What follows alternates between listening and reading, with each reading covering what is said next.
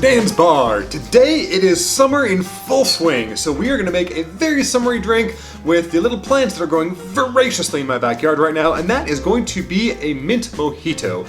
Now, mint mojitos are delicious, originating in Havana, Cuba. It's a really nice combination of the herbaceousness that you get from the mint, as well as the little spice you get from the rum, and the sugar kind of brings all of that together into something delightful, with the lime juice to add a little bit of sour note on top and make everything nice, equally complemented, rounded, and just delightful. That also makes it perfect for summer. It's usually served in a highball glass, which I don't actually surprisingly have. So we're going in a lowball glass instead, with the ice melting, which is going to bring us the rest of the dilution that we would normally get from a little bit of extra soda water that's used just to round everything out.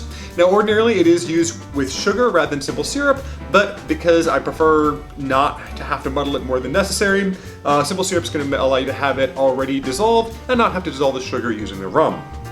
Now, one very important thing to note that most people tend to overdo is your purpose of muddling the mint is really just to disturb the surface to get it to release the oils. If you really kind of mash it down like you're trying to shred it, what you're going to find is that it's going to get bitter because the different flavors you get from the actual plants and the cellulose, you'll get the planty flavors out of the mint. It'll almost taste more like lettuce, whereas the actual minty flavor comes from the oils that are right at the surface. So you just kind of want to stir it around to get those surface oils released. You don't really want to mash it. So without further ado, let's go ahead and get started with the mint mojito.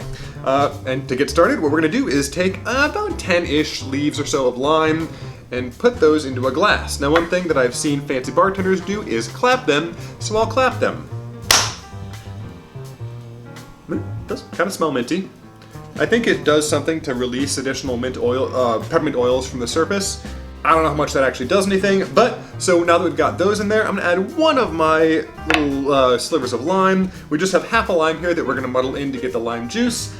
And with that, I'm just gonna kind of give it a really gentle stir. I'm not gonna mash it, I'm just gonna kind of get it so that it's expressing the oils from the surface of the mint. I'm not mashing it, I'm just kind of getting it to get worked around and kind of just start getting expressed. I'm also gonna very carefully start squeezing the limes on top of that. Now, I am just trying to just squeeze the lime and not get it in with the rest of the mint and get that mint too macerated. Just wanting to get the flavor out of the lime, the juice out of the lime, while maintaining just the right amount of peppermint, or I guess just regular mint, maneuvering to get the right amount of oils out without giving it that salad flavor. So I think that's going to be about good. And now we can see we got this nice little slurry of lime and mint kind of going on the bottom there, which means it's time to add our next ingredient, which is a simple syrup. You can also add a couple teaspoons of sugar. Again, I'm just doing simple syrup because that's already dissolved. I don't have to worry about having any sugar in the bottom of the glass. Now, another way that you could do this is to have it in a shaker and kind of compile it in the shaker, shake it up and strain it into the glass. Then you don't end up with a salad in the bottom of your glass, which I think I usually prefer.